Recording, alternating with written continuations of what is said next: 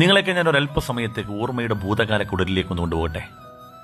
ഈ വീഡിയോ കാണുമ്പോൾ നിങ്ങൾക്ക് പലതും നിങ്ങളുടെ മനോമുകുരങ്ങളിൽ തെളിഞ്ഞു വന്നിട്ടുണ്ടാവും അല്ലേ? പുതിയ തലമുറക്ക് ഒട്ടും പരിചിതമല്ലാത്തതും എന്നാൽ 80-90 കാലഘട്ടങ്ങളിൽ ജനിച്ചവർക്ക് മധുരം മൂറുന്ന അനുഭവവേദ്യമായ ഒരു ഓർമ്മ.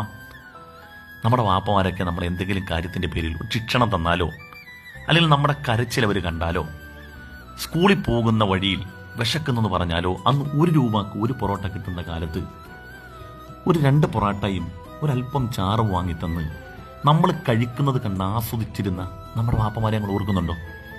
എല്ലാവർക്കും ഓർമ്മ ഉണ്ടാവുള്ളൂ. ഓർമ്മയുള്ളവരൊക്കെ പങ്കുവെക്കണേ.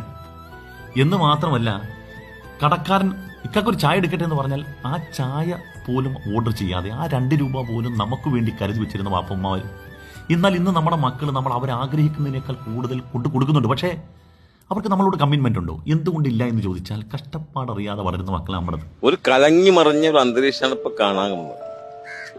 കാരണം ഒരു അനുസരണമില്ലാത്ത കുട്ടികൾ, ഒരു യാതൊരുവിധ ദയാദാക്ഷിണ്യവും ഇല്ലാതെ ക്രൂരത കാണിക്കുന്ന. നമ്മുടെ അധ്വാനം, നമ്മൾ ഉണ്ടാക്കുന്ന പണം എങ്ങനെ വരുന്നതെന്നറിയില്ല. എന്നാൽ നമ്മൾ അങ്ങനെയല്ലല്ലോ. നമ്മുടെ ഈ തലമുറയുള്ളവർ വരെ 80-90 ജനിച്ച ആളുകൾക്ക് വാപ്പമാരുള്ള ഈ അദമ്യമായ സ്നേഹത്തിന്റെ കാരണം എന്താണ്? കഷ്ടപ്പാടറിഞ്ഞ് നമ്മളെ വളർത്തിയത് കൊണ്ട് അവരുടെ വേദനയും പ്രയാസവും ഒക്കെ നമുക്കറിയാൻ കഴിയും. അത് തന്നെ